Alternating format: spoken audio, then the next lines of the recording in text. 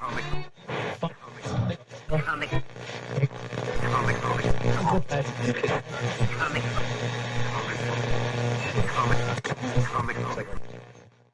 everybody, it's Weird Wink Wilkinson laughing and scratching at you. How's everybody doing today? I got a little bit of a stiff neck. Let me just fix this up. Oh, that feels a lot better. Well, I got a great show for you today with some wonderful weird stuff. I feel so very weird. There are some things in this world that go way beyond human understanding. Things that cannot be explained, things that most people don't want to know about. That is where we come in. No human being would stack books like this. I have come here to chew bubblegum and kick ass. All out of bubblegum. Oh, it looks like you're the one who needs to be taught a lesson, pal. Class is paying 101. The instructor's Casey Jones. Look, I don't want to fight you. Well, tough rocks, pal. Do you want some coffee, Mr. Tully? Do I? Yes, have some. Yes, have some. It's a cup of coffee in the big time, yeah. Cup of coffee in the big time. Hey, what do you say we both be independent together, huh? I guess one person can make a difference. Enough said. We have the tools, we have the talent. It's Miller time. Luminous being so we, not this fruit bastard. Empty your mind. Be formless, shapeless, like water. Now you put water into a cup, it becomes the cup. You put water into a bottle, it becomes the bottle. You put it in a teapot, it becomes the teapot. Now water can flow, or it can crash. Be water, my friend. You, me, or nobody is gonna hit as hard as life. But it ain't about how hard you hit. It's about how hard you can get hit and keep moving forward. How much you can take and keep moving forward. That's how winning is done. Hey, these aren't my rules. Come to think of it, I don't have any rules. Well, that's great. Either I have a monster in my kitchen or I'm completely crazy. I don't think you're crazy.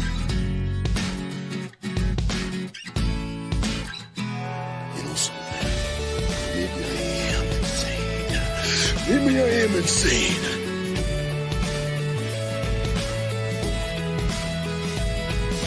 Mm-hmm. Pizza dude's got 30 seconds. Rise to the top, oh yeah.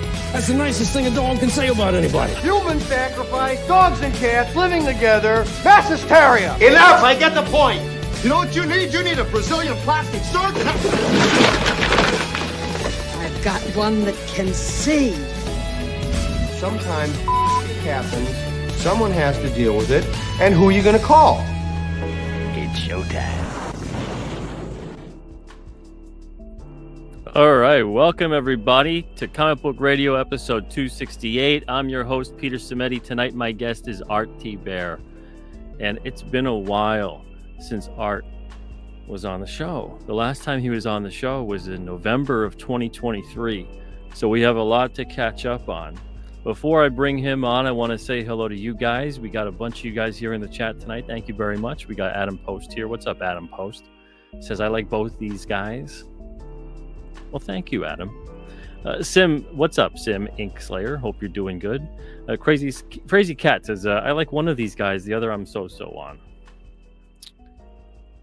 Well, fine. Passmaster Dan, what's up, Passmaster Dan? Good to see you. Mighty Joe, we got Mighty Joe here. How's it going? Matt Cisco in the house. How's it going, Matt Cisco? We also got Leg Kick here. How's it going? We got, let's see, Cole King in the house. How's it going, Cole? Good to see you. We also have the darker half here. What's up? And Mighty Joe talking to Passmaster Dan. No problem. All right. So, oh, wait, Frederick is here too. How's it going, Frederick? Good to see you. One thing before I bring Art on, thank you guys so much for coming out last night to back the Alterna Hall of Fame class of 2025. Those books were very close already to being sold out. There's 11 left of The Chair #1, 10 left of Mr. Crypt #1, and 12 left of Unit 44 #1. So thank you guys very much. We debuted those last night, 9 o'clock Eastern. If you haven't had a chance to get those, if you want to check them out, you can go to alternacomics.com/holofame, see what they're all about. And then also, we got 2 more backers on King Cryptid, number 10 to 13. So we are now 12 away from 400. Thank you guys very much for that. I hope we can get to 400 real soon. It's just a nice milestone, you know. Thank you guys, the 388 thus far who have backed the campaign. All right, so without further ado, let me bring on the man of the hour, Mr. Art THIBERT. What's up, Art? Hey guys, what's up? Thanks for having me, Pete. It has been a while. Yeah, right? I didn't realize it. Yeah, time just moves way too fast. But I do want to say that intro is so damn good. Oh, thank you, man. With all the clips of the different movies. And I just had one more, like an observation about Past Master Dan. I have a theory that there are multiple Past Master Dans. Like maybe it's past, present, future Dans, and because he's in every chat. And he's always working. He's always got a wrench, and he's always working. Well, I think there's more than one Past Master Dan. So, just a theory. You know, that might be true. That might be true. That's a good theory. He is everywhere. Yeah. How does he do it? Yeah. How does he do it? Maybe multiple tabs on the windows. I still couldn't do that. I couldn't keep track of that. I couldn't keep track of that either. Yeah. But something I have kept track of is the fact that, again, it's been since November 2023 that we've had a chance to talk, especially on this show. And I know you've been up to a lot. I've been up to a lot, but I'm more curious as to what you've been up to. What are some of the things you've been doing in that time frame, the year and a half? I think if I remember right, we finished up Volume 2 of Black and White, so we got that all fulfilled and out, and then we launched Oodles of Doodles and other stuff too. That's my art book. We launched this and finished it up, got it all printed up and fulfilled. And so now I'm working on Volume 3 of Black and White. So Sins of the Father, it's going to be a 2-part story. Volume 3 and 4 is going to be the Sins of the Father story arc. Very nice, man. Wow. I'm always seeing pictures of your fulfillment posts. Do you like fulfillment? Like, what's your opinion on that? Like, how do you feel about doing fulfillment? Well, I'm really lucky because I have a partner, and that's my wife, and she handles all the fulfillment. So wow, you're lucky. Yeah, I help out as much as I can, but she usually doesn't ask because she has a specific way of doing things, and it's not the way I do things. So when I help, I end up hindering. If that makes sense. What's your process like when you do fulfillment as opposed to hers? I'm very very organized. I don't want to get all you over the place. Like every room in the house becomes a fulfillment center, and and all kinds. Like the kitchen becomes the epicenter, and I'm like keep the like I'm wiping down the countertops and the table and stuff like that, so the books don't get jacked, and just all kinds of stuff. So I'm very, I guess I'm very controlling as far as the quality of the books, but she somehow keeps them perfect, but it's just not the way I would do it. You know what I mean? Organized chaos, method to the madness, Yeah. So if I do help her, I just do what she asks of me. Like sign this stack of books, put this over there, grab this box. It's usually the heavy lifting, grab the box from these boxes from the garage, bring them inside, that kind of thing. Speaking of signing the books, I'm always curious as to what people use when they sign the books. What do you use? Probably not the best tool, but I use it. Sharpie. Yeah. Do you use a regular Sharpie or metallic? Regular. I used to do the fancy like metallics and stuff like that, but the thing is they take so long to dry. and so these campaigns are big. So you might be signing 1,000 books, and then with all like prints and other things, there might be signed signatures on those as well. So it becomes a little bit, if you have to wait for them to dry, then trouble can happen, right? A book will slide over another book, smudge the ink, and things like that. So I find it better to do something that dries almost instantly. You're using like the paint marker, like the oil-based paint marker? Is that what you use? Because those take forever to dry. Yeah, it was just what was the brand that in the 90s that everybody used? I was using those, but then I do believe like Sharpie came up with one, and it's that it's the same Sharpie tip, but it's that metallic ink that comes out, and it still takes forever to dry. Oh, really? Okay. Yeah, I have good luck with the gold Sharpie as opposed to the others. The bronze is okay. The silver is usually a nightmare for me. But I don't use what I use. Yeah, because the silver you can see on most surfaces. Yeah. When it works, it's great. But I usually get, I don't know what it is about the silver ones, the pigment or something or whatever, but they don't usually tend to work too great for me. And so does it cancel out like kind of where you'll be drawing the line, but you only see part of the line? Is that what you mean? Yeah. I've been lucky with the gold ones of all of them. They last the longest, but it's still like I gotta have a rotating supply because you do two or three signatures, and then it starts to dry out a bit, and you gotta go into the other one, and there's all these little. Yeah, I'm looking for mine. I can't find any. But I'm always curious. Because there used to be those. They were like in a metal tube, like instead of plastic, it was like metal, and it had like a shaker. Oh yeah. Those are like the toxic ones. Yeah, those are the 90s ones, and I don't use those anymore. Yeah, those are absolutely toxic. Copic, you can't do signatures with Copic really, because those are alcohol-based markers. Have you used Copic when you make art? Yeah, when I draw, like I got some Copics, the one I draw. Okay, I love them as markers. You ever use the markers? Like a Sharpie type marker? No. Yeah, it's like a kind of like a Prismacolor marker. Okay. But instead of water based, it's alcohol based, and they don't warp the paper. They're really nice when you apply the color on there. You can blend them real easy. What is like a Sharpie? What is that based? That's not alcohol or water. What the hell is that? No, I'm pretty sure Sharpie is like it's pigment, but it's not. It's waterproof, so it's not. You can't wash it off. A permanent marker. Don't say what it is. You know why? They don't want you to know. It's secret. It's secret. I'm always fascinated with that, with what people use to sign, because I find a lot of people use different things to sign stuff with. Yeah, I always remember those oh my gosh, what were they called? They were like in a metal tube, and they were called like El Marcos or whatever. Remember those? They had the big old felt tip. They were huge. Yes, they're like those big. Like they were like for graffiti artists or whatever you could make. They're kind of like this horrible thing, but they were metal tubes instead. Yeah. Those were, and you could smell them from like 50 feet away when someone was using those.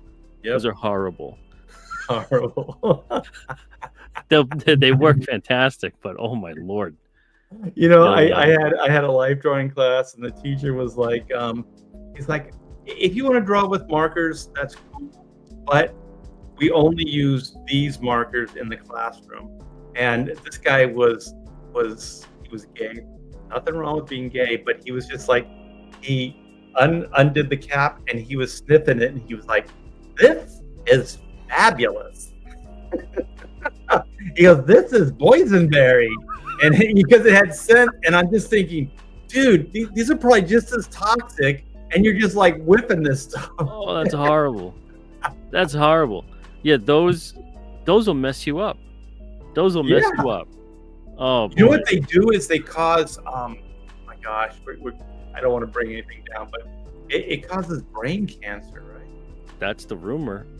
Yeah. That's the rumor that prolonged use of those kind, because the toxic fumes, like they're toxic. But yeah, whatever. Yeah. There are people that just love the smell of these things. Like I love my wife to pieces, but she actually loves the smell of gasoline. She likes it. That's weird, right? Some people do. Yeah, some people do. That was a good save, Peter. Yeah, some people do. I'm not judging. Yeah, some people do like that. I mean, I would imagine if you're a car mechanic or anything along those lines, I hope you at least can tolerate the smell. Yeah. What I can't tolerate is like I couldn't work at a landfill. Oh, like rotting garbage, especially when it's hot out. I can't do that.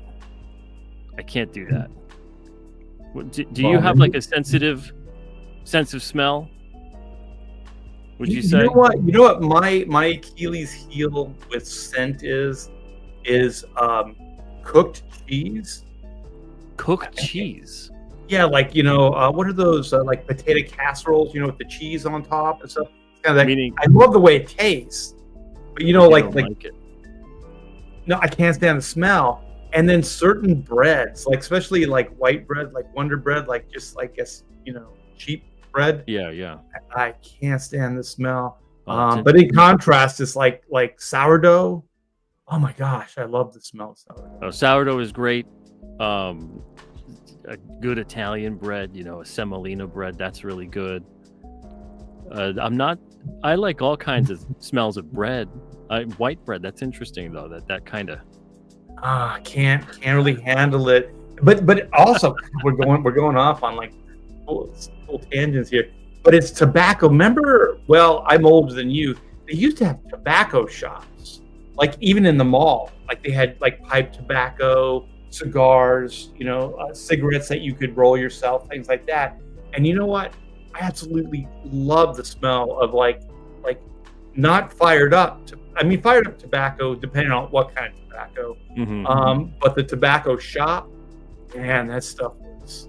I really love cigarettes burn, like as they burn. I don't really mind the smell, but like the after smell of cigarettes, or especially like if you've got a friend who's a smoker and they smoke in the same jacket like all the time. Yeah. And they never wash that jacket. That's horrible. That's a bad smell. It's nasty. Yeah, it's nasty. But like good cigar, good pipe tobacco, it's all good.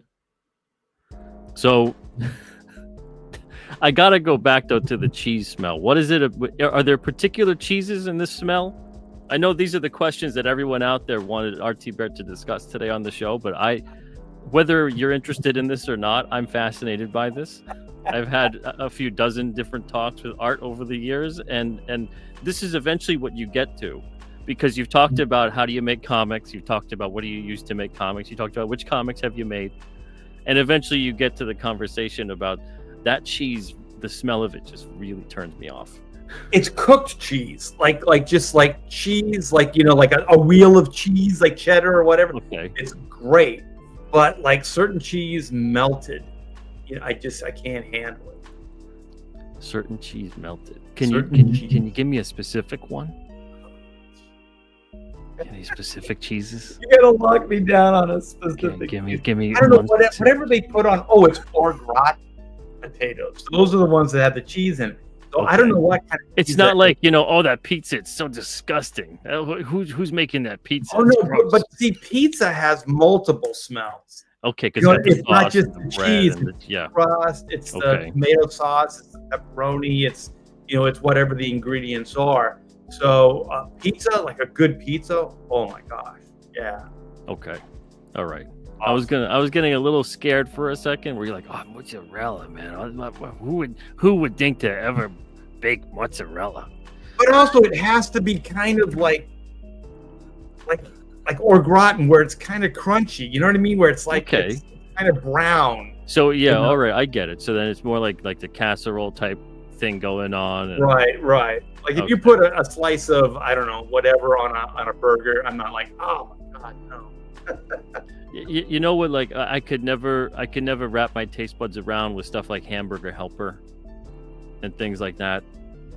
You know, I don't like know what hamburger helper even is. I don't know if that's not pasta. That's some kind of chalky, like. And I never understood, like, because they give you the sauce packet or whatever it is, the little dehydrated sauce packet thing, and then it's just like the noodles, and then you're supposed to add the hamburger or the tuna or the chicken or whatever the heck you add in there for the meat or the protein or whatever. But it's always just like, well, why don't they just sell the packet of flavoring? Because you could just get pasta from whoever. Why are you selling the? Because it's always really bad pasta. I don't know what that is.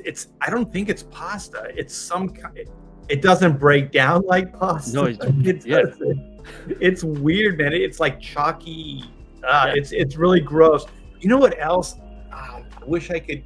Was it Chungking? Like when Asian food. This was probably mid-late 70s, and they were introducing just like Americanized Chinese food, and it was Chungking, and that stuff was disgusting. My mom was kind of like trying to culture up, the T-Bears one night. Brought that stuff home, and I was like, "This is not good." I don't think they have that brand anymore, right? Yeah, I can't see how they stayed in business because that stuff was disgusting. Yeah, it was really bad. I love Chinese food, Thai food, Japanese, like all that stuff. But do you have like a specific meal or drink or anything that you have by your side or you have before you get down to making some art? Like any kind of routine at all? Like you put on like certain kind of music or a certain show in the background, anything like that? Yeah, like in the day, there would be like, you remember beatboxes would have like you could load like 3 to 5 discs in them, CDs. Yeah, and then you could put them on shuffle, and it'd be like the radio, right? But it'd be all the songs you want to hear, but you didn't know what was next. So I would just kind of plan my day with like 3 to 5 discs, of bands I wanted to listen to, and then I just put them on shuffle, and then just kind of get in the zone. So I say mostly music in the past. Now I'm all over the place. Because you're a drummer, right? Like I've seen you in the day. Yeah. I used to play. I still do, but not, in any kind of regular, like bands or anything like that. What do you like playing to? I usually played in original bands. I mean, we do some cover stuff, but it was always like writing original tunes and stuff like that. I didn't really like cover stuff. I played in cover bands to like pay the rent and things like that because in bars that's what people hear. They don't want to hear originals, so you would do that just to pay the rent. But I never really played accurately. I always just kind of made up my own stuff. Do you know how to read music? I know drum music is different than real basic drum music. The four bars and the different notes on the bar. So this note stands for the snare drum. This is the bass drum. That kind of thing. Yeah. So you'd have tot boom, tot boom, tot boom. On a four note grid or whatever, and then it would repeat the pattern and so on and so forth. And then you learn like the flamadiddles and the notes for the flams. The flamadiddles? Flamadiddle, yeah. What the hell's a flamadiddle? A diddle is kind of like a lick, It's a family show, Art. By the way. That would. Well, no, I'm not talking about like diddling anybody. This is what they were called. So he dives deeper after being told it's a family show. He dives deeper into the diddling. Well, I wanted to clarify. but then a flam is both sticks down at the same time. So it's educational. So right. And usually you stagger them slightly. So that's and it sounds like one hit, but it's actually like it's 2. So it's kind of like staggered. It's just kind of a way to get an effect. So brap, bip, bip, bip, bip, brap. So that would be a flam, diddle, flam. Oh man, look at that. I was like I kind of dabbled in piano, but I was mostly like rhythm guitar when I was in my band days. And did you read? I could read music, but I just played and made songs by ear and then memorized them that way.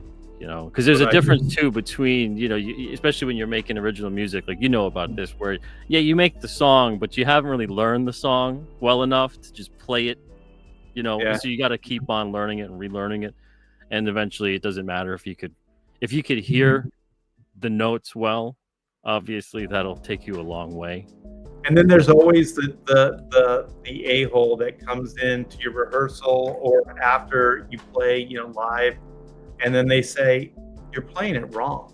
And they go like, that's an F flat. You're playing whatever, you know, like they school you. And I remember this guy. Like, I don't name the notes, man. I just play them. I just play how I feel, man. and so, but usually it's great because I remember it was like Ain't Talking About Love, the Van Halen song. Oh, and I didn't realize that, you know, at the end it goes don da don da don digga digga digga digga digga don da don da don don, but it does that a couple times. But one of them, he does it backwards.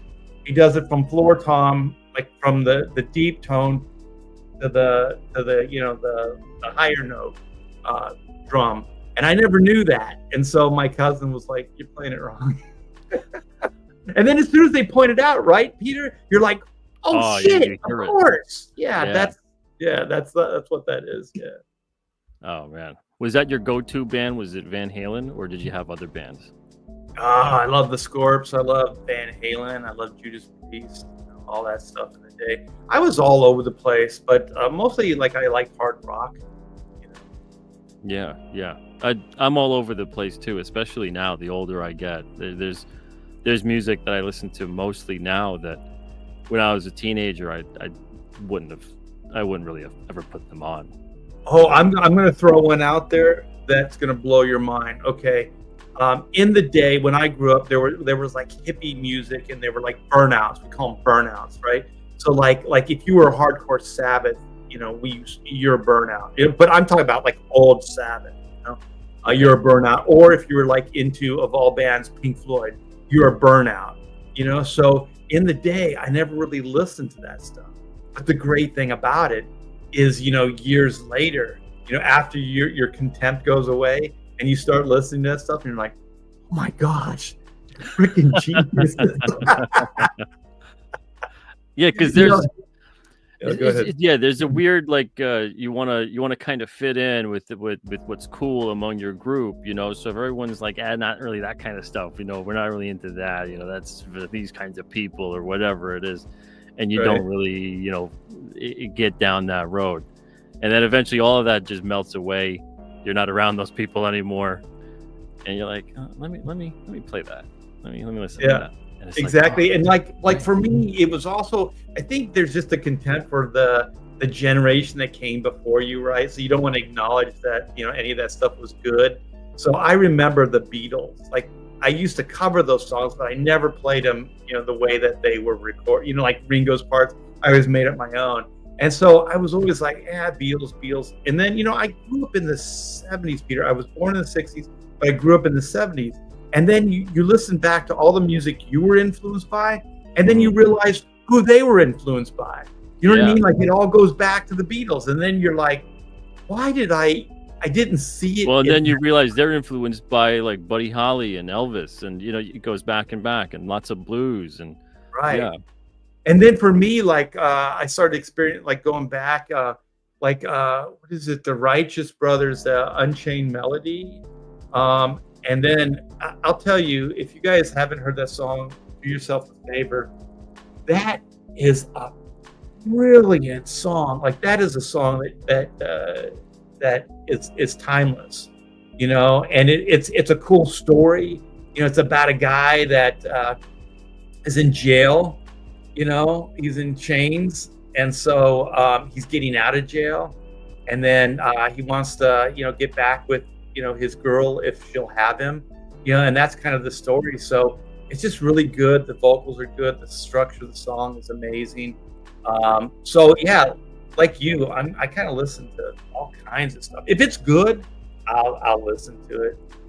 Are you like that as well with your comic creator and comic book tastes? Are you eclectic like Pretty that? much. Yeah, if it's really good, and it's it kind of catches my my eye, I'll get into it. Why not? Like I don't really have too specific of there's things that you like, that you're always going to be, those are going to be the comfort, music or art or whatever. But like there's still a lot of contemporary artists that I like.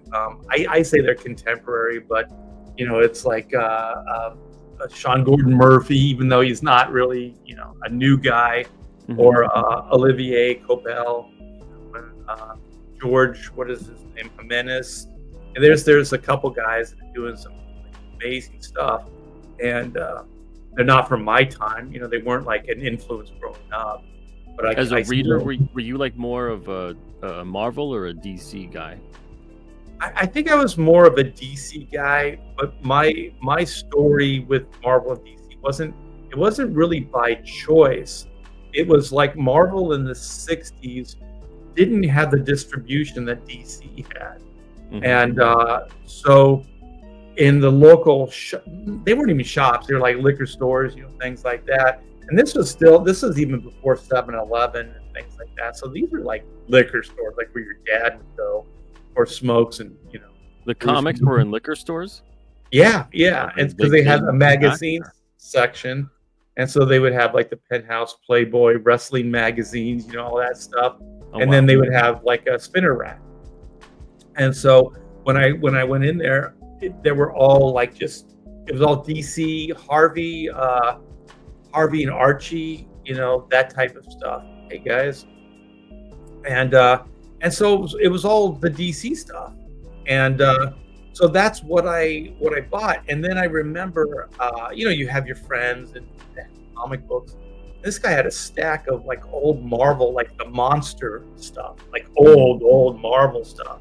And I was like, Where Monsters Dwell and all those books, and that's good stuff. I was like, what is this? And he's like, these are Marvel. I go, where'd you get them? And he had just moved into the area, so he got them somewhere else.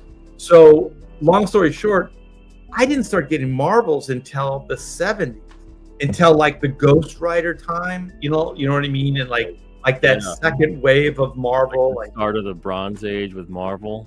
Yeah, the like kind of more supernatural stuff. Yeah, Son of Satan, Man Thing, or Man Thing, and all those books.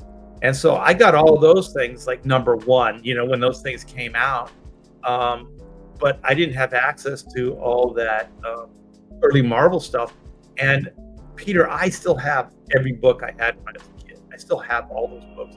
They were well loved. They're in horrible shape, but I would have had all those Marvel books. You know what I mean? Like I can honestly say I would have had all those books when they came out, but just the way it worked out, didn't have distribution.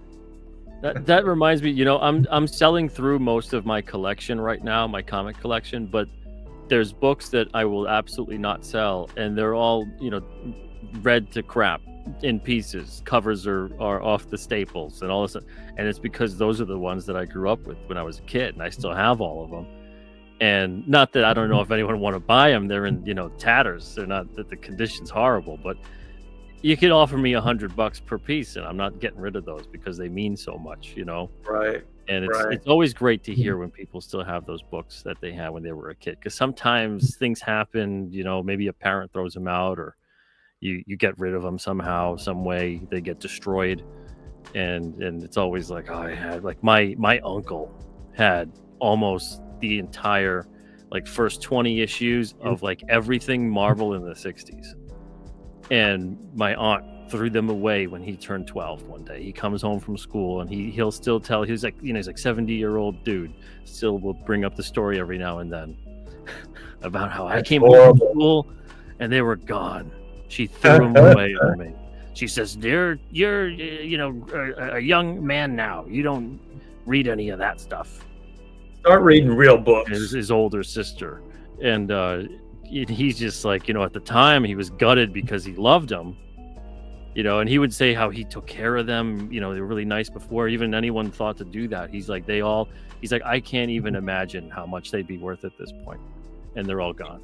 You know what, Peter? I thought I was taking care of the comics. So, like supermarkets have those bags for like vegetables and things like that, those plastic bags.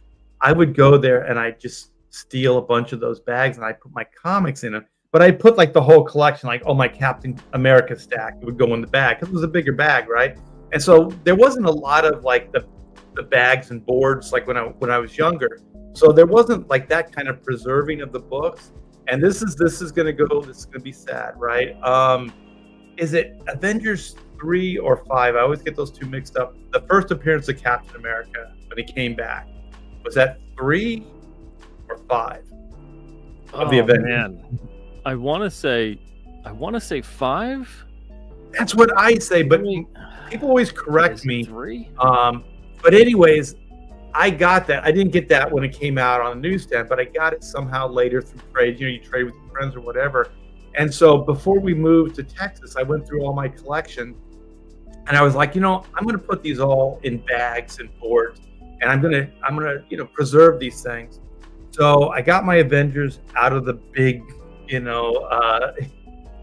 bag, vegetable bag, and I started going through them, and I picked up that Avengers book with Captain America on the cover, and I'm not kidding, the cover turned to ash, like in my that's horrible, with my hands, because I wasn't overly kind of like rough or taking it for granted that it was going to be like in good shape. So I was a little ginger with it, but even though when I moved my hands, it just kind of fell apart, and so I just kind of instantly just went, I'm going to put this in the bag, with at least amount of damage, and then I'm never going to look at it again. So at least I can say I have it, I own it, so I can, when I pull it out, I can have the memories, but I'll never be able to look at it. Because the cover stock, for some reason, is different than the newsprint.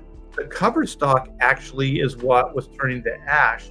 The inside newsprint wasn't in great shape. It was all yellowed and stuff like that, but it wasn't falling apart. But that cover, man, it broke my heart. Yeah, the covers were so brittle. And I think it must have been whatever the coating was on it.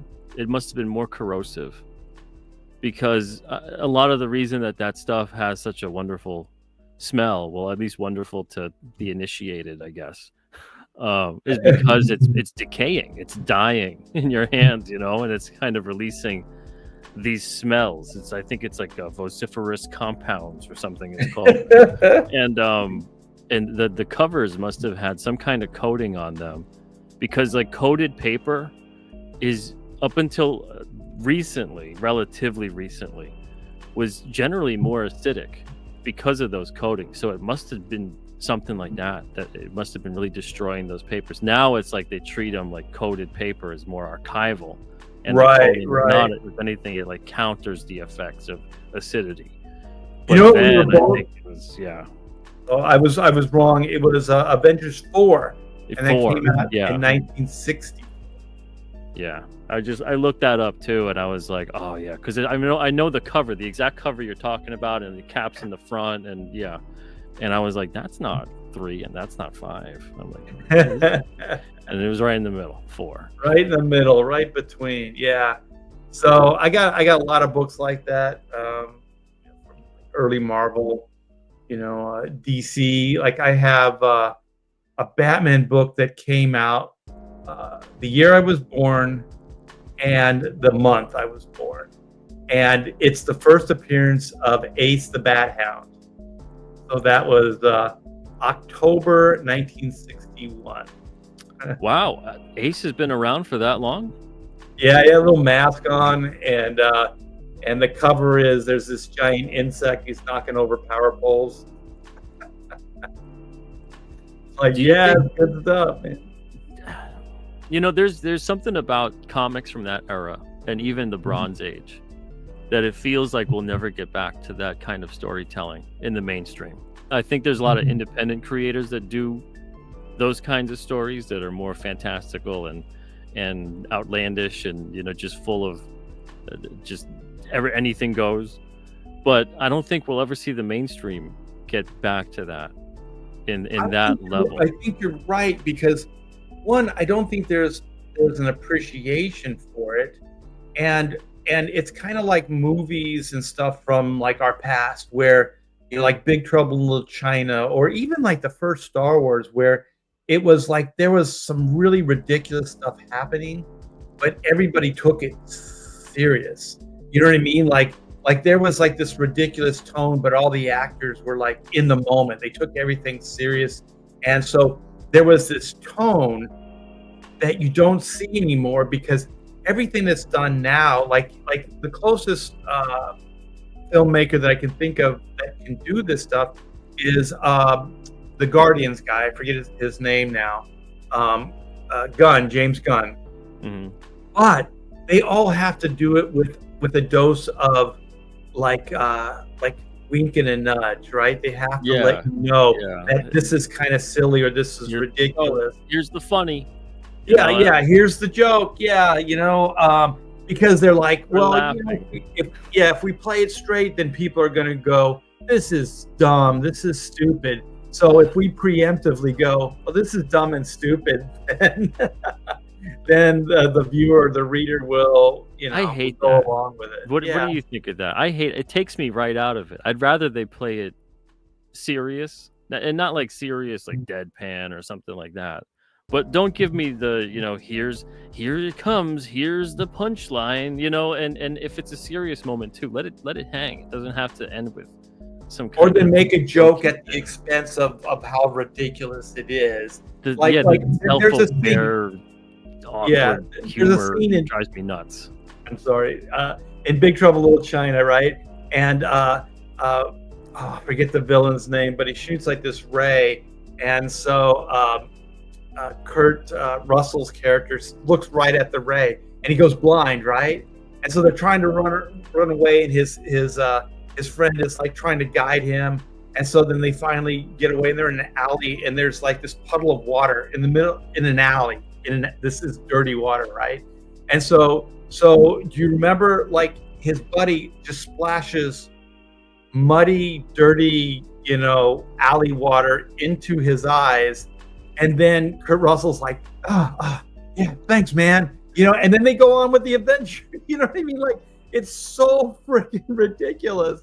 Like, dirty water from an alley will I guess, take away the effects of some wizard's powers, that been shot into your eyes. It hit me one day. I forget what I was watching, but it hit me one day that we don't have really like funny situations with serious characters, and that's the juxtaposition. It's more ironic, and it lands more realistically, because we all are trying to like live our life, but there's always going to be a situation that occurs that's just kind of surreal, and maybe in the moment it pisses you off what occurs, but then when you look at it later on, you're like, that was kind of funny that happened. And it feels like humor was like that for a while. It was like silly situations happening to relatively serious people and seeing them navigate that. Now we have silly people in, I don't even know if it's even serious situations, but like a lot of the time they are in serious situations. Like even you have to take it seriously. And they're just so silly about it. And you're like, are you a psychopath? Are you not aware that this is like a serious situation right now? And there's all this weird nonsensical dialogue and character emotion and things like that don't make any sense. And it makes me so uncomfortable. I don't know if I'm alone in this, but think about the genius. Like, okay, Adam West's Batman 66. That dude plays straight. Like, this is the most ridiculous shit happening, right? But he was in the moment. Every situation that was happening, it was added to the humor. There was earnest, there was honesty, there was like, it was I don't know how, it wasn't ironic, like you said. It was played straight. Like, I always use this as an example. The Three Stooges, the genius of the Three Stooges, besides the sound effects, which are freaking hilarious, is that those guys are in the moment. They're taking it seriously. Like when one of them pokes the other one in the eye, that's real to them. when one of them gets hit in the head with a hammer, that's real to them. You know what I mean? Like, they don't laugh. They never crack a smile. Nothing's ever funny. It's always taken very, very seriously. And that's kind of like, that's the humor, right? They're earnest. They're honest in the performance. And that's the thing I think that's missing. And like comic books the same way, where, you know, like now they're like so self-aware they can't be ridiculous anymore, right? Because, oh, well, you can't have like this giant insect monster knocking over power poles. That's just ridiculous. Yeah, of course it's ridiculous. It's a comic book. Exactly. Yeah. Now you got to have someone pointing out, this is really weird, isn't it? I think it's weird. Do you think it's weird? You know, that kind of banter. Of course it's weird. Just dealing with, like, if that were to happen in front of you, I think one of the last thoughts in your mind would be like, this is really weird right now. You'd be like, I gotta freaking get the hell out of here, or whatever you gotta do. You know, if you're supposed to attack this thing and save people, that would be the thing that's on your mind. Well, think about like, wow, this is so strange. This is really odd. Yeah. But the thing is, like, you played all those clips, your intro, right? And they're all exactly what we're talking about. These are so ridiculous premise, you know, like Ghostbusters, right? They all play that serious. It's all sincere. It's all straight. No, I mean, there's a guy that makes jokes, but that's his personality. That's his character. But it's not like ironic, like, can you believe this? And he looks at the camera, you know, like Bugs Bunny or whatever, you know, it's like, wink, wink, you know, it's not like that. And yeah, I do miss that. And, you know, you're giving me an idea for like a comic book, just no apologies, no irony, none of that stuff. And it's kind of like black and white, just to bring it, you know, to kind of like the creative process is, you know, the original black and white came out in '94. And so the miniseries had a certain sensibility. It was definitely of the time, right? Mm-hmm. And so I had assistant Taylor Grosso, brilliant, not only artist, but writer, creative person. And I gave her like 3 of the issues to read, just like, what do you think, you know? And she came back and she said, it's brilliant. What do you mean? Because like at the time I was kind of like looking back, it's like, no, I got to modernize this stuff. I got to change the tone. This is dumb, you know, like all that stuff that we're talking about now. Like, you know, we've evolved since then. Updated for modern audiences. Right. And then she said, no, it's a perfect time capsule. She said, if you could do this again, she said, I think it would be great, you know, because it's refreshing. It's original. It's different. And so when I did, because I spent like 10 years from like 95, 96 to when I released Black and White 1, you know, independently through Indiegogo, you know, I was like writing and drawing a more serious version of Black and White. You know what I mean? With cynicism and all this stuff, and like, oh, well, I just can't put this out there. I have to explain why this is and why that is, you know, all this stuff, instead of like, it just is, right? Yeah. And so after she said that, and she was so sincere, I said, okay. I said, if you were going to write it with me, what would you do? And so we just started talking, and that's what led to us doing the new version of Black and White. So I did bring some of those other ideas that I had over that 10-year period, but the tone didn't change. You know, so it has that kind of Big Trouble Little China, like it's just kind of bombastic. Things happen. We don't necessarily like, ooh, why is this supernatural thing happening? You know, everything, every minutia needs to be explained. You have to make sure you hold the reader's hand the entire way. That's so boring. Yeah. You know, you have, and it's not that I don't want to. If anything, I want to read more writing in comics nowadays. There's either too much or there's not enough. That's it. There's no comics anymore where it feels like you're getting a correct balance and that things are working in harmony, the writing and the art. There's so many that it's either too much or too little. So, you know, to harp on what I'm really talking about here, the level of writing where you feel like everything needs to be redundantly explained, and there has to be someone that knows exactly what's happening and why, and you know, the point of all this stuff, like you were talking about, like some major cataclysm is occurring, some major event, some big bad, whatever it is, and instead of dealing with the situation, it's all of this kind of talk. You know, let's really figure out, like, why is it here? What is it? Blah blah blah blah. Like, who cares? Deal with it, figure it out, save some lives, and you know, deal with the matter at hand. And then when that is dealt with, figure it out. You know, and there's so much of that right now. Well, I think that they have comics to across ask the board. themselves. I'm sorry again. They have to ask themselves, why? Why do you have to explain it? You know, like, why can't it just exist? This stuff is silly. It is weird. Like, get over it. You know what I mean? Like you can't. Okay, this is okay. So you got Spider-Man, you got Batman. Especially superhero comics are like, these things were originally designed for children, for kids, certain age to certain age, right? And then you moved on. Like your friend, you know, his mom threw away his collection. You know, she said, you got to move on. And so they were written for kids. I always say, you know, you're not going to get an adult to read Spider-Man. It's Spider-Man. Like, the only adult that reads Spider-Man is an adult that read them when they were kids. You very rarely get an adult to start reading comic books, right? Because Spider-Man appeals to a kid. You know what I mean? Batman. Oh, he's a man. That's a bat. You know, like as a kid, you're like, oh, that's intriguing. That's why, it's honestly, I think that's why, if you think about comics from a certain time period, if you think about animated shows from a certain time period, they're aimed at kids, and they just get into it. They just go, here's the situation, here's the characters. The kids figure out what's going on based on what the characters are doing and what they're saying. So there's strong characterization. Oh, that guy's good, that guy's bad. This is a situation that's occurring, that's playing out, that makes me see that this guy is good. Oh, Batman just saved somebody's life. That's a good thing. The villain just hurt someone. That's a bad thing.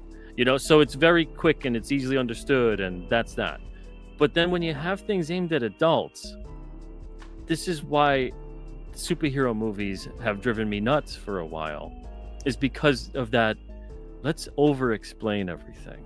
Let's do another origin movie. Let's get back to setting up, like, oh, this is what the hero is doing and why they're doing it, and this is who they are. And instead of just, let's get into it. Let's just go into what's occurring as if this hero has already existed. It's a day in the life. We're jumping right into it. Because that's kind of what I appreciated about, like, the Tim Burton first Batman movie, was I thought in the beginning, and I think obviously they're setting up this way with the kid and the parents, and they're in Gotham and they're going down the alley, and you probably think at first, oh, this is the origin of Bruce Wayne, and his parents are going to get murdered. And then in the rooftop, you see Batman's shadow, that he's looking down there. So then it's like, okay, wait, we're already going into it, and he's already Batman. Right. You know, and I get it if they wanted to then talk about the origin and do that kind of stuff again, and like Batman Begins, that sort of deal. But there's so many times with these origin movies, with the whole setup, with having to, what they think maybe is portraying it realistically. And to me, it's exhausting. It comes across like we just wasted like a good half hour to 40 minutes, maybe an hour even of a movie, instead of just getting into it. And I feel like they think, and I don't think adults do work this way. I think there's like this misconception of how adults work, that they just can't accept the scenario. They need the whole explanation. You can't just have the explanation sprinkled throughout the narrative as it goes. The thing is, either you suspend disbelief or you don't. That's it. There's not enough explanation that's going to make you buy the situation or whatever. Yeah, it just doesn't. And the more you explain it of anything, I think the more ridiculous you notice it is. Yeah, the more you try to explain it in a realistic way, the more you're putting it under a microscope and showing why it doesn't work.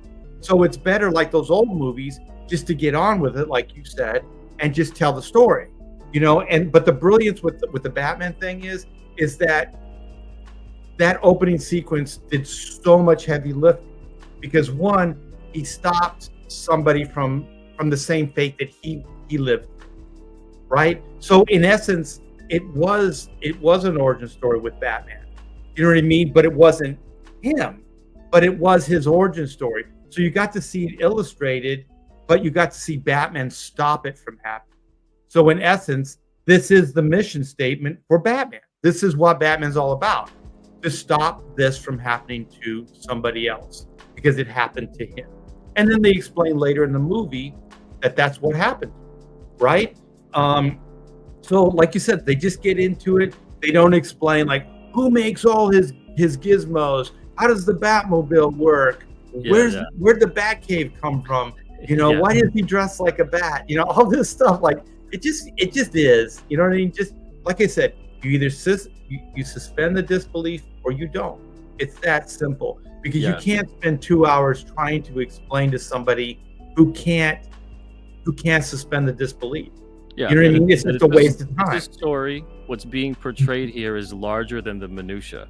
Like the whole is larger than the parts, you know? Right. So it's just such a crazy thing that now we are so bogged down in like the literalism of storytelling, and it even shows in a lot of modern comic art with, you know, the level of detail sometimes, as opposed to like if you looked at like Buscema or Romita's work, you know, even a lot of the Image guys, which you obviously know well of, you know, even as detailed and as crazy as that art could get, even the art that you make, there's still this level of fun, and there isn't this level of like it's bogged down to every single thing. Like you have to imagine that this costume exists, you have to see every seam, you have to see every lace on the shoe, you have to, you know, picture that you could go out and buy this somewhere and fashion it for yourself.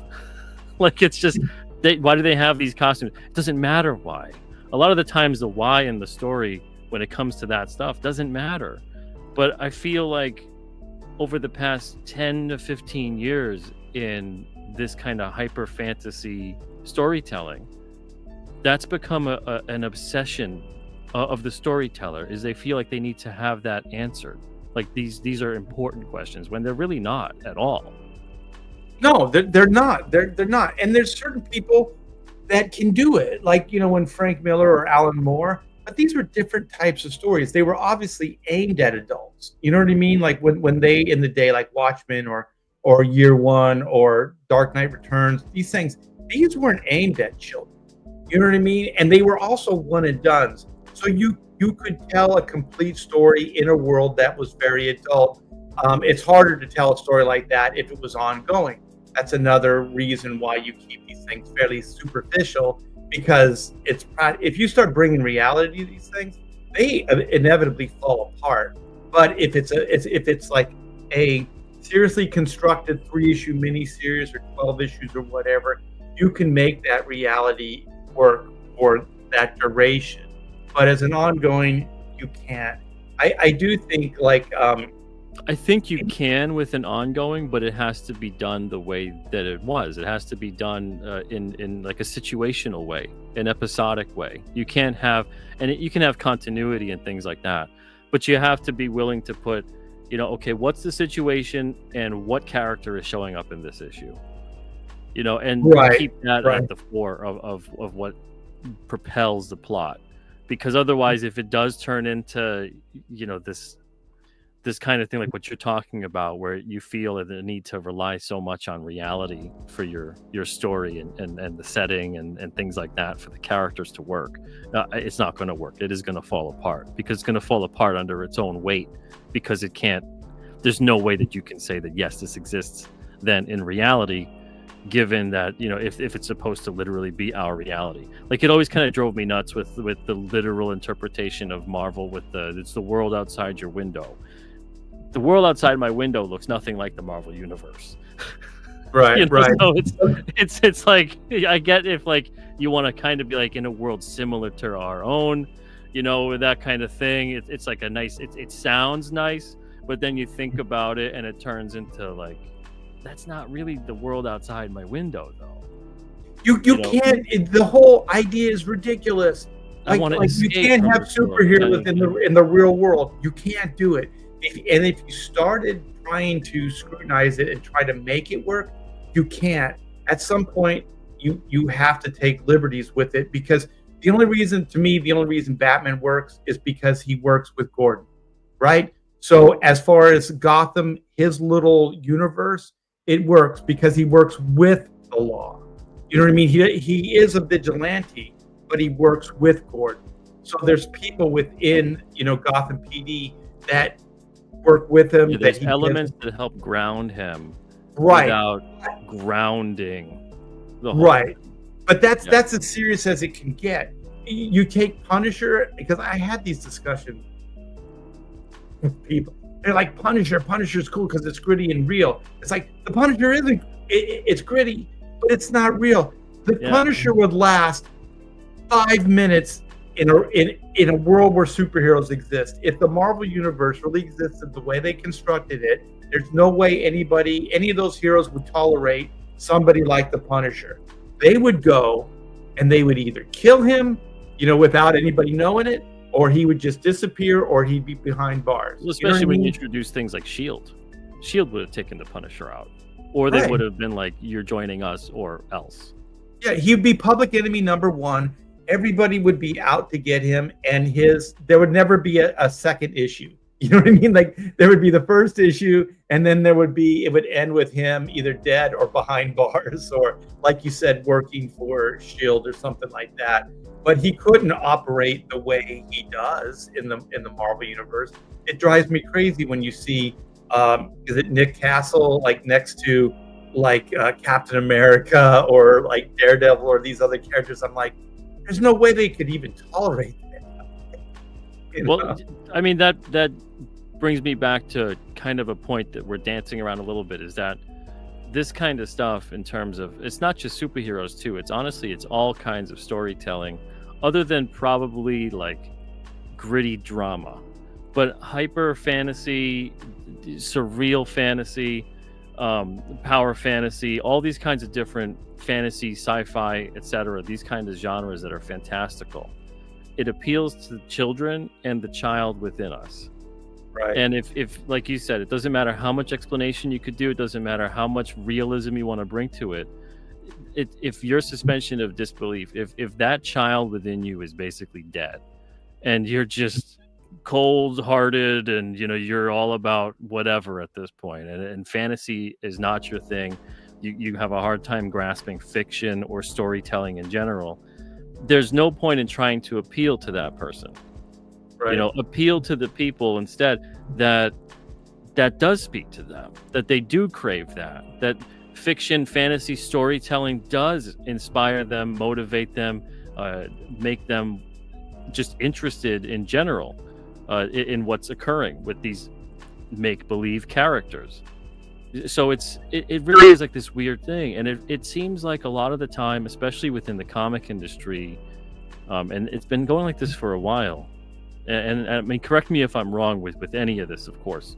I'm not definitive, I'm just kind of thinking as I talk here, but it seems like we're always looking for the audience that isn't there, and not appreciating the one that we have, and wondering how do we better serve them.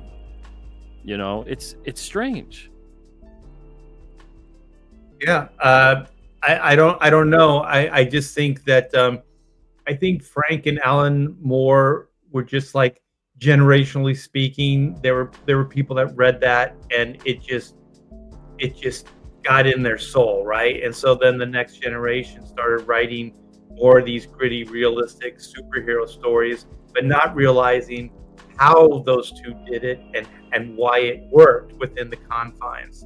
And like the DC universe is like, oh, well, the Killing Joke, let's bring Barbara Gordon, that idea into the DC universe as a regular, like, this is canon now. And it's like, that story can't exist in canon. It can't exist in the DC universe. There's no way the Joker would be alive. There's no way. You know what I mean? Like, it brings up way too much stuff. It can only be a one and done. It can't be outside the continuity. Just kind of right, like a world style thing. Right, because if it was my daughter and this wackadoo put a bullet in her spine and crippled her, like if I was Gordon, the Joker would be dead. I would just, that's it. I wouldn't care about a life in prison or what happened to me after that. That's, justice would be served. That's how I would feel, you know? Well, and there's enough people within that universe, not even just within the Batman universe, that would do it. That would do something about that. Yeah, especially when they killed Robin. Remember that? I was like, this is the dumbest idea ever. Like, there's no way that one of those DCU characters, if you're going to put it in that reality, in a more serious reality, let's scrutinize reality, there's no way he would be able to. The Joker would be dead. Yeah. No, it's and that's the thing that makes some of this stuff, like talking about this stuff, I find at this point is more interesting than reading some of this at this point. Yeah. Because there is a lot of, especially once you start creating, once you start making your own stories, you realize there's a lot of things that have been done in comic book storytelling over the years where you really have to question, was this like a move just made to kind of move and sell some books without any thought of the ramifications of this stuff and how this would play out? And because it kind of seems like that, and then they paint themselves into a corner and feel like, well, we got to retcon, we got to reboot, we got to do something about this because we keep digging this hole and we're now hitting rock bottom and we got nowhere else to go. Like what you're talking about with the grittiness of some of these books, like Watchmen, Dark Knight Returns, that kind of thing, and that instead of looking at that and saying, this is cool because everything isn't like this, so it's a nice other option to have for a reader, right? Especially for you can get the older audience to stay with you with these out of the continuity graphic novels that are, they don't have to follow a whole series, maybe they don't have the time for it, but it's like a greater format, it's priced more, so adults would gravitate more towards that than a kid would. Right. And instead of saying, yeah, let's have that, do that, and let's keep the mainline continuity and the ongoing stuff for the younger audience, and it's still accessible for everybody, so even adults can get into it too. Right. It kind of turns into, let's make everything what the current trend is. Right. And we see that over and over again with comics, to the point that when you have these modern type of films with like a dark Superman, like a moody, brooding type Superman. Well, what's Batman gonna be like then? Batman must be like a homicidal maniac at that point, because you still need Superman to come across lighter in tone than Batman. And Zack Snyder's Batman was kind of homicidal. Yeah, but the unique, the fun and the interesting aspect, at least I always thought it was, and I think millions of people do, is seeing someone like Superman being the way we know him to be, interacting someone like Batman. And again, they did that really great with like the Justice League series and a couple crossovers when the Batman animated series and the Superman animated series were going on, and they had some great issues also in the comics for a long time, based off of their personalities being the way that they were. You didn't have to like make Superman have a darker personality to make him more interesting. It's so strange. We live in strange times when it comes to comic book storytelling. I mean, when it comes to what you're doing, and if you wanted to comment on any of that, please feel free. But when it comes to what you're doing, how are you making yourself, I guess, either do your own thing? How are you staying the course with that? And how do you feel like you're differing from what other people are doing? Well, when Black and White, the idea behind Black and White initially was there, 94, there was this kind of gray area character, these heroes, supposed heroes, Wolverine, Punisher, whoever, like they were like the ends justified the means with these guys, and and then there's like Batman, who he's kind of like Superman in the way that like he is kind of a Boy Scout. Like there's a certain line he won't cross. He lives in a darker world. He tries to scare people, things like that. but he really does believe in the law and the judicial system and all those things. So he is kind of this altruistic dude. But there were characters that were being addressed and they were becoming popular. They were a little bit more in the gray zone, right? So then I was like, well, black and white, what if you had a character that it was a duo and one represented one idea and one represented the other, kind of hawk and dove-ish, but I think it's better than war, or anti-war, pro-war kind of thing, the hawk and the dove. So you have kind of your Clark Kent, you have your Steve Rogers, you have your guy that's kind of a straight shooter, that you don't have to question his morality. He'll do the right thing, and that's the black. So it's kind of counter to the to the tone. And then you have Whitney Sung, who's kind of an ends justify the means. Like she would kind of like, well, let's kill him, then we wouldn't have to worry about it anymore. And then Reed's like, well, no, because we can't do this because for the reason of the Punisher. Like one, they are taking the law into their own hands in a realistic way, but if you start killing on top of just being a vigilante, there's no way society would tolerate you. There's no way they would turn the other way and think that it was okay. So also like Reed Blackett is he's an ex-spy. He's kind of he's James Bond that has seen it all, done it all, and has become jaded. So he kind of like thought it was going to be one thing, God and country, doing the greater good, but then realized that he had to kill without conscience. He had to do things without questioning, take orders without questioning, things like that. And so it became harder and harder for him to be what he was. So then, when he meets Whitney just wants blood. She kind of just wants this guy dead. And he said, I've done those things in the past. They never go away. You know what I mean? Those things will haunt you. You kill somebody in cold blood, you do whatever. You think it's the answer at the time, but it's not. So he tries to save her from being that, from going down that path. But their personalities are those things. So she will always levitate. She'll always gravitate towards those ideas. You know what I mean? Like, let's just kick ass and let God sort it out, And he's like, no, let's be smart about it. Let's figure out the best route, that we can do this, within the law or whatever it is, And so I thought that it would be interesting, the yin yang, he's British, she's Chinese, she's half Chinese. So there's like the American culture because she's half American, Chinese, and then he's British.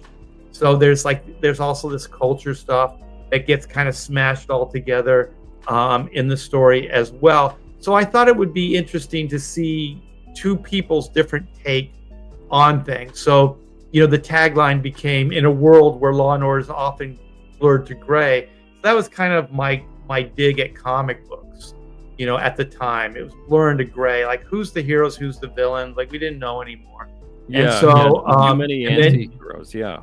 Yeah, so then, it says, in a world where law and order is often blurred to gray, justice can only be black and white. So the black and white form of justice is unique unto these two characters. You know what I mean? They take care of these problems in their own unique way.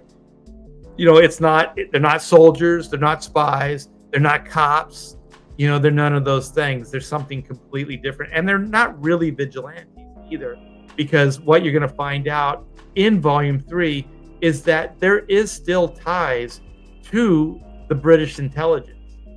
So Reed still kind of has a license to kill. You know what I mean? Like, he still has some of those privileges. So he's not necessarily working within the confines of their government or the spy agency, MI6, MI10, but they're kind of sanctioning it. And you're going to find out there's going to be an uneasy alliance in this issue. So we're overt black ops, black budget sort of thing. Kind of, but I don't want them to be like they're working for them. You know what I mean? So volume 1 and 2 were kind of the origin of the team, but mostly focused on Whitney Sung's storyline, like what motivated her and got her to this place. So we focused on that. So that's kind of like part 1 of the origin story.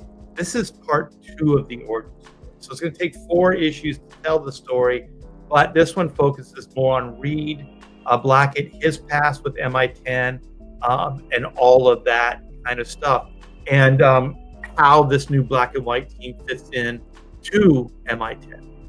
You know what I mean? Because they know who this guy is. You know what I mean? Even though he's kind of disguised or whatever, they know who this guy is.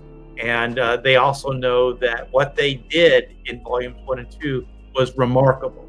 It's something they couldn't have done. You know what I mean? So they acknowledge the fact that these guys are pretty badass and that we'd be stupid not to want to work with them on some level. So that's kind of what's happening in volume 3. Is each volume of the series, is it like a complete story, or is it like a part of a story, of a larger story? Well, volumes 1 and 2, it's a 2-part story that's Whitney's origin. So it's kind of focused on that. So 3 and 4, that was the Man versus Machine story arc was 1 and 2. So this is Sins of the Father story arc. So that'll be 3 and 4. So they're each kind of a continuation, but each 2 is kind of a self-contained story. If that makes sense. Okay. One question for you that I didn't get around to asking the last time you were on here. What is your approach to coming up with these stories? Like, what's your inspiration for these? Well, I kind of like try to stay out of the way, and just create. So I try not to initially intellectualize it too much, so usually that stuff comes later, like hey, Michael, you've created stuff like where did this come from, right? And then maybe even a year into it or like months into it, you're like, oh my gosh, I'm channeling Space Ghost. Or like, you know what I mean? Like something from your past comes out. It's like, shit, that's what this is, So, like for me, it was, I like duos. I grew up, in 60s. So I was the perfect age for Batman, the Burt Ward, Adam West, and then of course Green Hornet with Van Williams and Bruce Lee, rocked my world. Like I like that even more than I like the Batman stuff, and it just always stuck with me. So at Extreme Studios, Rob Liefeld, to his credit, saw that I was kind of bored. I was just kind of inking covers and just kind of helping out around the studio with new talent and things, but not really, jazzed about a lot of it. And so he said, you should create your own book. It looks like you're bored with this other stuff, so why don't you do that? And I said, well, I never really thought about it. He goes, come up with something, pitch it to me, and if it's good, we'll do it. And I was like, oh my gosh, that's really generous. That's cool. And this is Image Comics, Extreme Studios. This is probably 93. And so just around that same time, my wife and I were going to the Bruce Lee auction estate. This is how much of a Green Hornet fan I am. I still have my Black Beauty from my youth. Look at this. Man. Look at this, Peter. You know how like when you're a kid, you'd carve your name into your toys? It's a T-Bear on it. You don't want anybody stealing your stuff. And so anyways, we went to this Bruce Lee auction estate, and they had some stuff from the Green Hornet. So they had, I think they had his hat, Kato's hat, and they had one of the throwing. They weren't stars; they were like these darts, and they looked like hornets. Yeah. And he would throw them, and they were badass. When I was a kid, I was like, I want one of those. So we got the catalog. It said $800 for this dart, and I'm like, I can afford it. I'd never been to an auction before. So my wife and I drive to LA, and I'm like, I'm gonna get that dart. And then before I could even put my paddle up, it went to 1,000 before I could even figure out what was going on. It's like 2,000. Like this thing's just like going through the roof. And so then it's starting to slow down. I just turned to my wife and I was just like, well, I'm out. And she goes, if you really want it, bid. And so then I'm like, I want it, but I can't justify like crazy money, right? But so we enjoyed the hell out of the auction. Linda Lee was there. So it was there. It was straight from their home. Like, this was Bruce's stuff. This was his private stuff. Brandon had just passed, so the daughter was there as well. So this was just fresh. It was crazy. There was a lot of emotion, and there was a lot of personal stuff that was auctioned.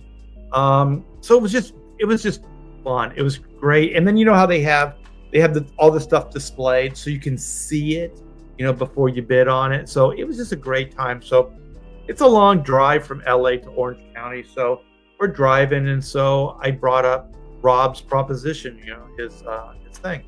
And so then we just started brainstorming, my wife and I, and that's where Black and White came from. So it was like the Greenhorn and Cato, so we went male, female, Whitney's this, karate person, can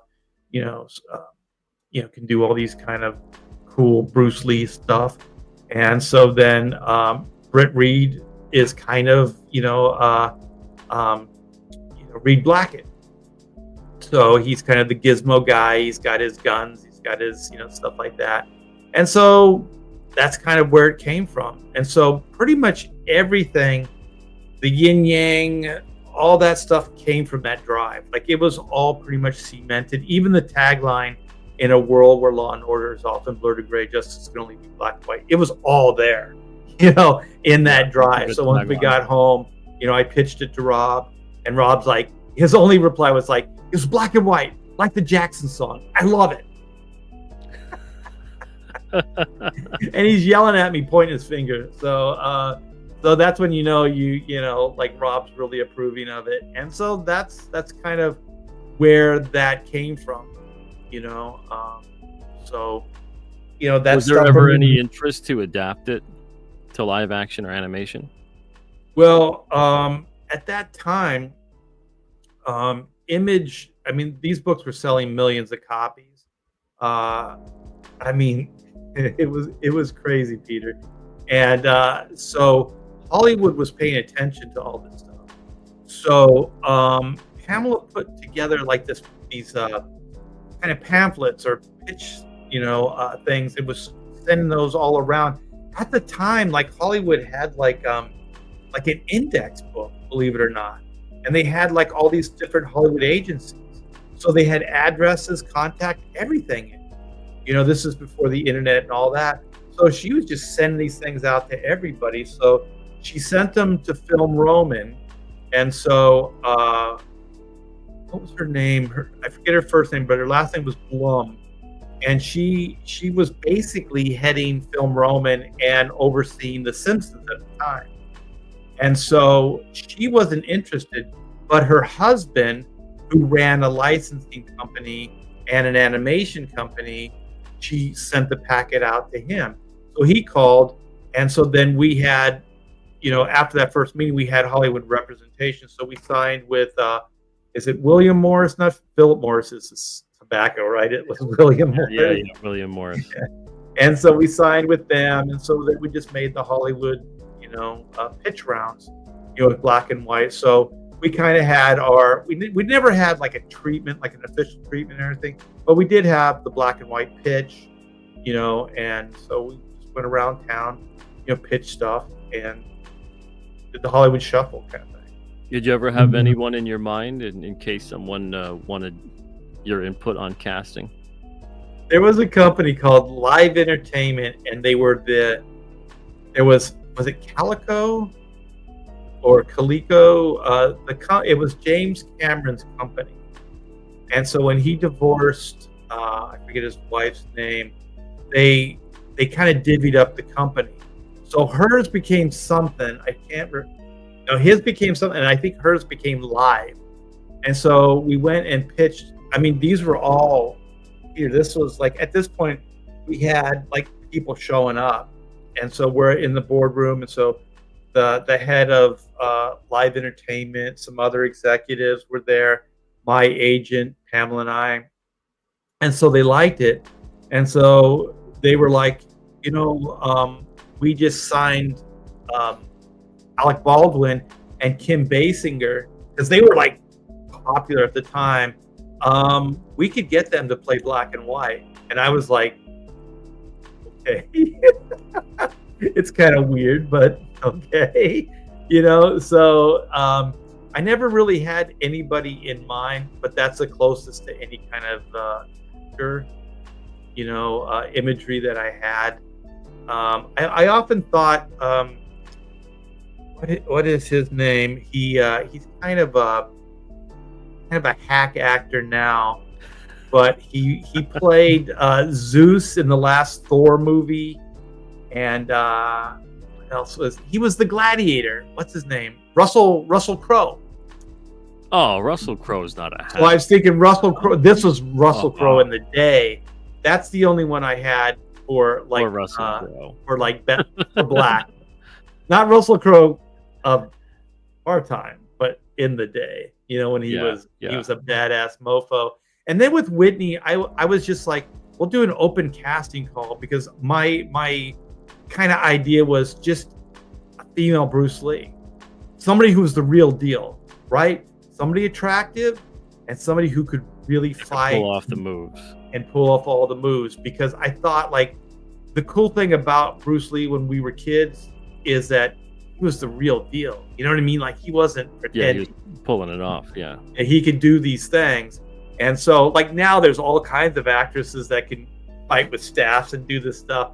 But in the day there wasn't a lot. So I was thinking, we'll do some kind of open casting call and get this woman to do this. Because what else was cool is like Bruce Lee used to do like not seminars, but he used to do matches and stuff in the day. You know what I mean? Like he'd get in the ring with guys and stuff, and they would do. I mean, he basically was one of the people, if not like a lot of people say that he unknowingly invented MMA. Yeah, because he would just use different styles to fight, whereas he was really, kind of upset that it was always just this like one style and you do it this one way, and it was very choreographed. It seemed very fake. It seemed more like a dance routine than an actual fight. Because he was like street fights and stuff when he was a teenager all the time. Like they would use chains and whatever else. It was all this crazy stuff. What was his thing? Kung Fu. He was Kung Fu. Because he invented his own with Jeet Kune Do. So it's interesting how that kind of stuff evolves. But that's something else with like what you're doing and how much of an evolution you've had as a creator, because I didn't realize how many comics I have that you're involved in, and I really didn't realize how many trading cards I have that you're involved in. And I mean, you made some of my favorite trading cards. Do you remember one set, Marvel Universe Series 4, and you had done this X-Men page, the 9 card page? You remember that? Yeah, and then the holograms, with the 3 holograms that were in that. There was Cable. I did Cable's. I think it was Storm and Magneto. Those cards were awesome. Yeah, man. I love trading cards. In a way, my wallet's glad that they don't do the trading cards as cool as they used to. But I still have those sets, man. I still have like X-Men Series 2 and Series 1 when it was just Jim Lee's whole set. But you have a ton Oh my of god, cards the Jim Lee set. I hadn't collected or bought cards since I was a kid. But when Jim Lee when they put that set out, I was like, Marvel didn't send. I actually went out and I bought boxes of them because I had to get the whole set. I didn't have the patience to buy individual packets. I was buying whole boxes. And then you find yourself going, got it, need it, got it. Doing the whole thing when you're a kid. Yeah. Absolutely. What was it like, the difference between working on a comic and doing the trading cards? The money was always better, so I did stuff with the licensing department at Marvel, so T-shirt designs. I worked on with the Ultimate Spider-Man.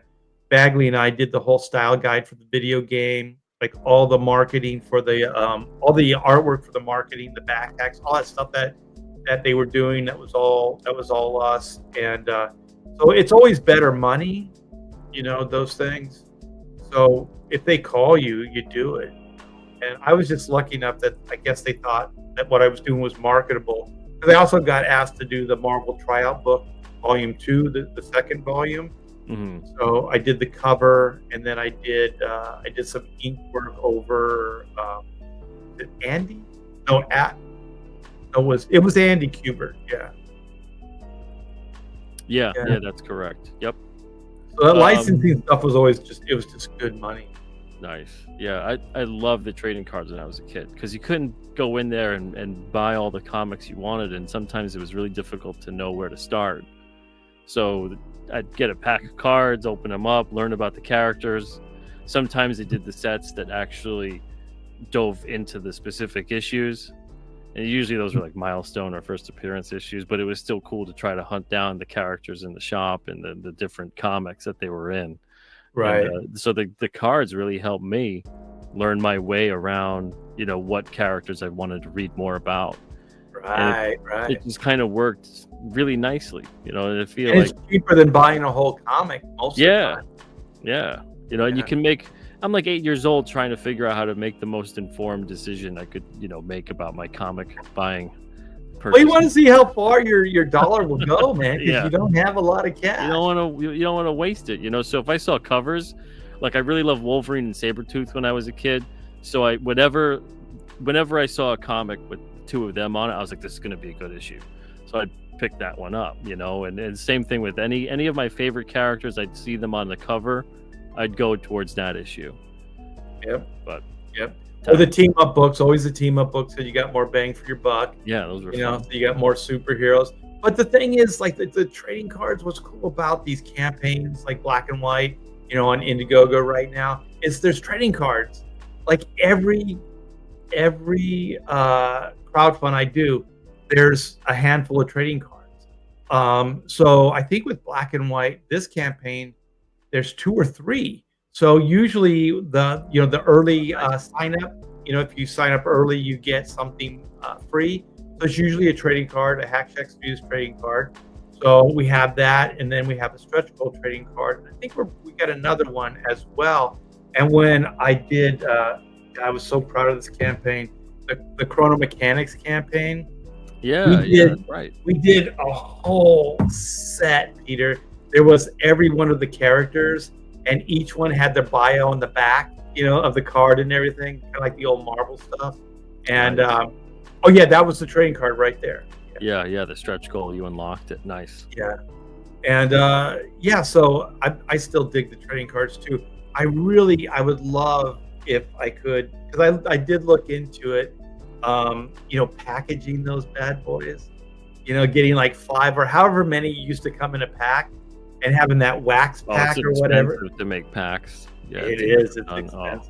Yeah. Because I make packs, but I buy like Mylar foil pouches, and I have a heat sealer that'll crimp the top, and then I kind of just hand sort everything. And then once it's in the pack, before I actually send stuff out, they're all just in like 500-600 packs in in a box, and I'm just like mixing them up a little bit, and then I don't know what the hell. So do you have the envelopes printed?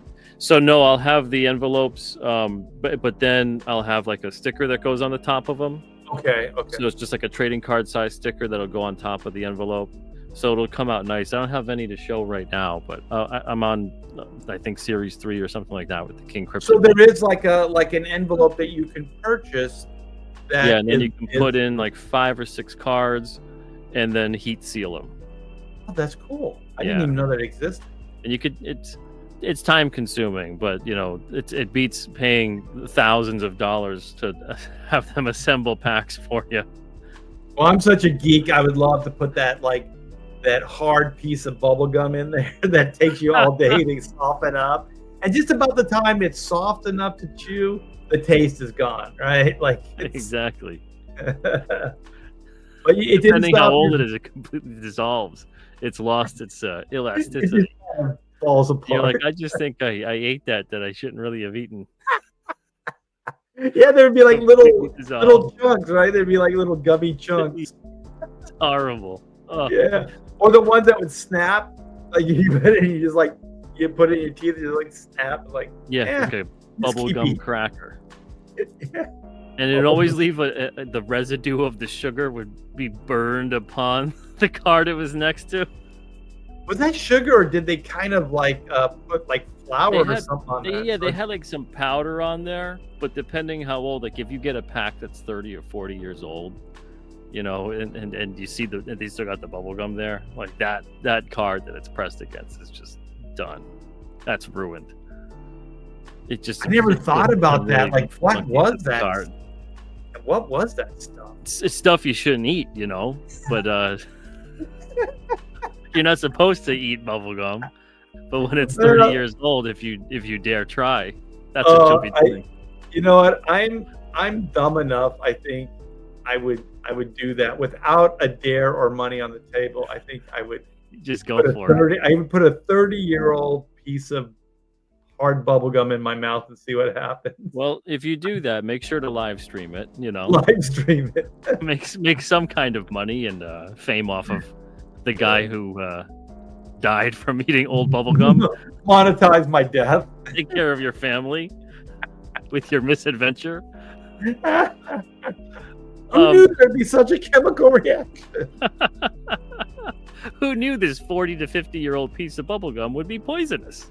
And then it absorbed the ink of the card, and you ingested that as well. And then you're sniffing your markers. That's how they'll find you. There's 2 markers up your nostrils with bubble gum, just like blah. He went out the way he lived. Yeah, on his own terms. Exactly. He's a pioneer. He's a pioneer in the art of death. Do you ever think about, because you did so much great trading card work, you ever think about putting a black and white trading card set together? Even if it was like 36 cards or something like that? What I think I'm going to do, and I talked to Pamela about this, is we overprint. We try to overprint. Sometimes we still end up selling out. But on a lot of the trading cards, we have cases still. So what I was thinking is maybe on Fund My Comic or something like that, putting out like doing a garage sale or like a yard sale, and then just maybe doing like sets of trading cards, like selling all like the chrono cards. And so black and white, there's been 3 campaigns. Each one of those campaigns has probably 3 cards.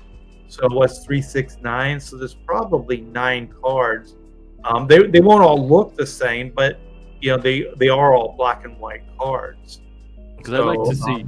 I mean, more like if you were to do, and obviously not as many cards, but if you were to do like a 18, 27, or 36, something along those lines, a card set with just like your art with your characters. And it was kind of like that Jim Lee X-Men card set, like that kind of thing. Because I want to do that eventually with the King Cryptid series. I'll have enough characters to probably do like a 45 or a 54 card set and like crowdfunded and whatnot. But I do so many sketch cards, and I'm always like, you know, this would be so fun one day to actually make my own card set with all my own. That's a great idea. I just the market. I just wonder if there's a market just for like a trading card set. You know, I haven't explored that, and it's like I kind of don't really care if there is or isn't one, because I just love. You just want to do it, right? And I love trading cards, and it'd be so cool to have like my own set, more or less. And I'm sure like someone will be interested in it. You know, I mean, someone out there has to. But because the King Cryptid trading cards usually do pretty well. Like that's usually maybe the second or third best add-on type item on the campaign that does well, where people collect the card set. And those cards are just I don't even have any in reaching distance, but they're usually just like the cover of each issue, and then on the back of them has issue information, but each issue has like a front and a back cover. Like if you flip over the cover, like if you flip over let me get a King Cryptid book out. Like if you flip over the cover, there's, another cover. So on like the front cover one, it would have like issue information, but on the back cover card, it has a case file where some stuff you could see the cover up report that's basically done by the New England Cryptid Research Organization. So people seem to really like that set so far. And all I could think is one day it would be really cool once I have all these characters, or at least enough characters to justify it, putting out like my own trading card set, more or less. And I think someone like a great idea. And the thing is, like the shipping, I mean, you could really, because it's not that expensive, because it's lightweight. No, yeah, you can make boxes and packs and things like that.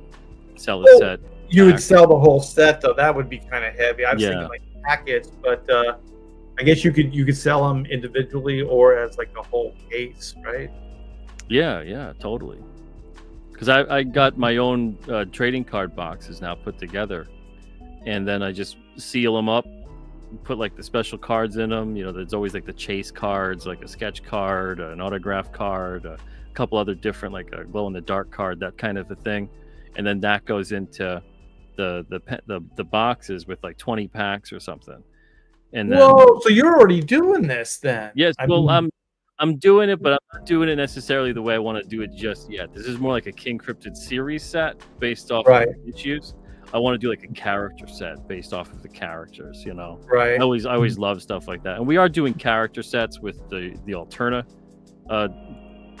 different characters, but I'm not drawing those, you know what I mean? It'd be fun to actually like draw out the set, and then I have the originals that maybe people would like to purchase those too, and it could be like a whole thing.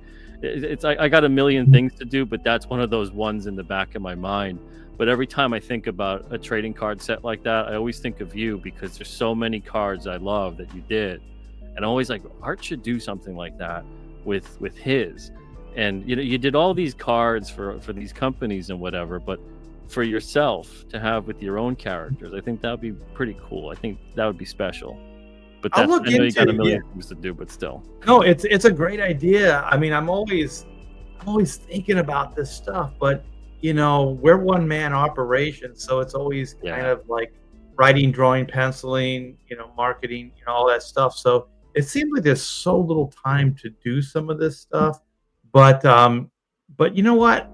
I mean, I'm not going anywhere. So, all this stuff gets pinned, and you'll come back to it at some point. Yeah.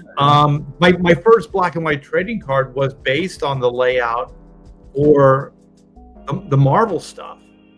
Where they had, I can't really describe it, where they had the edges, and it was two-toned, and then they had the stripes across.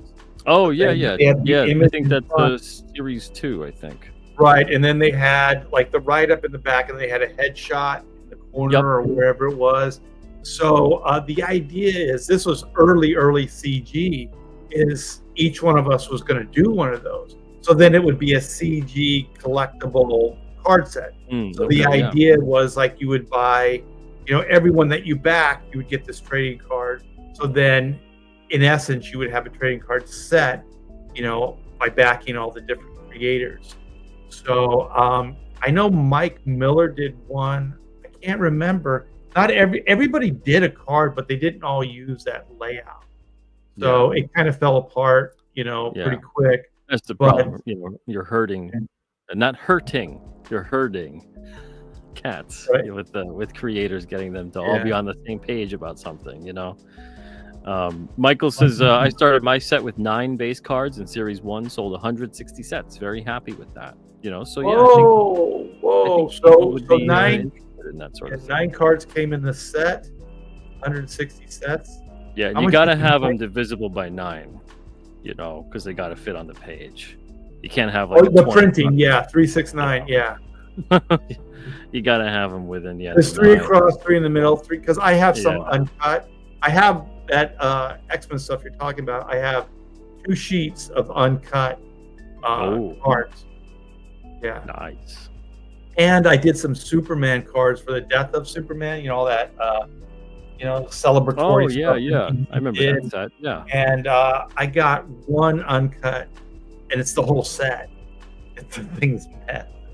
And it's all the cards in the backs and everything.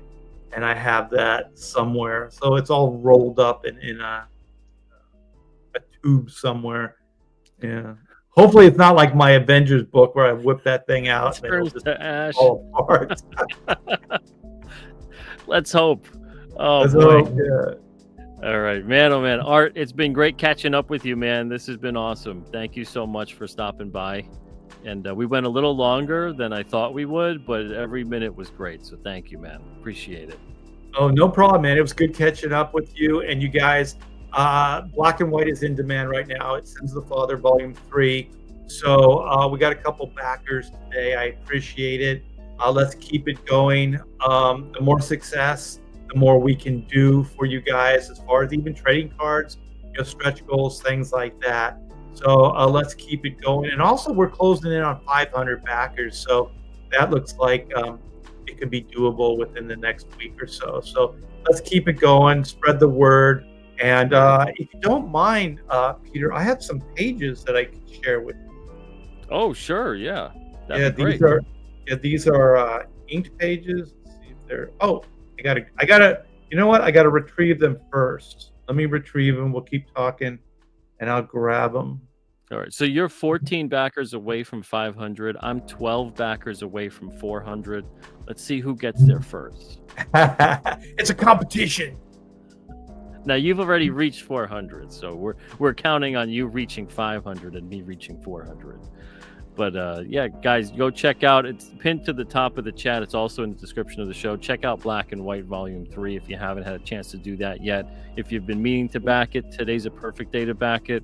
And same thing, King Cryptid number 10 to 13. If you haven't had a chance yet to check that out, make sure to back that. 5 to 9 has fulfilled, with just a little bit more left to fulfill because I got collector boxes that have arrived and those have to ship out. Those are shipping out separately to everybody, but I'm already underway shipping those out to you guys. So if you hadn't had a chance yet to back 5 to 9, please consider backing 5 to 9. Those are in stock right now. So issues 1 to 9 in stock and ready to go. All right, Peter, I got them loaded. I got them here. All right. Can you zoom in on that? That's awesome. I sure can. Yeah. So this is what you can expect with Volume 3, Sins of the Father. So this is kind of like, I always like stories that start with a great visual. So this is Reed Blackett at funeral. Well, not funeral, but a graveyard with an open casket. And this is where his father was buried. So his father is not in the casket. So he's got the MI10 out there. So there's an investigation going on. So this is pretty much how we start the story proper. So here's also the new power suits. So every time I tell a new story, I'm gonna kind of upgrade the suits. I kind of always like the X-Men, where depending on the art team, they would always kind of have a new take on the suits. So I want to do the same with Black and White. So this is the new outfits, and so then this is the follow-up page. So, like I said earlier, we have some MI10 characters. So this is Jackson. He's the head of the MI10, and so he goes back to Reed's father's spy days. So this is where we're going to tell a lot of the backstory of what happened to Reed's dad. That's great. Are you working traditionally and scanning it in, or are you working digitally? This is all traditional. Nice. Yeah, so there's enhancements like the crime scene thing. I put that in with Photoshop. And so I do some enhancements, cleanups, things like that in Photoshop. But it's all on the board. That's awesome. Somewhere. So we got a bunch of new characters, like this guy by the car. His name's Mitchell the Mole. So I wanted to draw him kind of like a mole looking dude. So he's got the weird structure of the face and the kind of pointy ears. So yeah, there's going to be a lot of new characters that we're bringing into this that go back to the MI10 days. And then we have a supernatural. Well, the first 2 issues had some supernatural, but it was very low key. this is going to be very overt, this issue. So there's going to be some, dead walking. We got a Valdoon priestess. We got an immortal. There's a lot of cool stuff. So it's going to be like hi-fi, or high tech meets, supernatural, robots meets, Walking Dead kind of thing. So there's going to be a lot of fun stuff, with this book. So thanks for letting me show that off, Peter. I appreciate it. No problem. Have you showed those off before yet? Have you showed them on your stream or anything else? I think I did last night, and I just posted. So if you guys want to see the still image, go to my X. So that one splash page is on X, right? So you can check that out. All right, awesome. Art, thank you again so much for stopping by, man. This was great. Yeah. Oh, man, really appreciate it. Great to catch up with you. And everybody, again, go check out Black and White Volume 3. It's on Indiegogo. And if you get a chance, back it. If you haven't had a chance to back it, now is a great chance to back it. Yeah. Other than that, I'm going to be back tomorrow with a Friday night comics auction. I usually do those on Saturday, but I'm switching it to Friday this week because on Saturday I'm going to be on Michael Bancroft's channel at, I believe it was 9 o'clock Eastern. I'm pretty sure. I'll double check with him. But I'll be on Michael Bancroft's channel sometime on Saturday. Well, if Michael's still here, hey, Michael, miss you as well. So we got to hang out on a live stream soon as well. And Michael says 9. Yep. Okay, fantastic. I got a whole schedule. I got to write things down on the calendar on the wall. I got to put it on my phone. Peter's like professional. What is this? I guess. If I was professional enough, I'd remember when I was supposed to be somewhere within the next 2 days. But that's what writing things down is for, Art, thank you so much. Everybody in the chat, thank you guys so much. This was awesome. I'm glad you enjoyed it. Headless, appreciate it. Everybody, thank you guys. You're the best. You guys are the best chat around, and nothing's going to keep you down. And Art, you are awesome, my friend. It's been great catching up with you, and we got to do this again and not have it a year and a half again between the next one. Hell yeah, let's do it. Absolutely. All right, everyone. See you guys hopefully tomorrow night at 9 o'clock Eastern for a Friday night comics auction. And until then, everyone have a wonderful night and an even better tomorrow. I'll see you guys soon. All the best.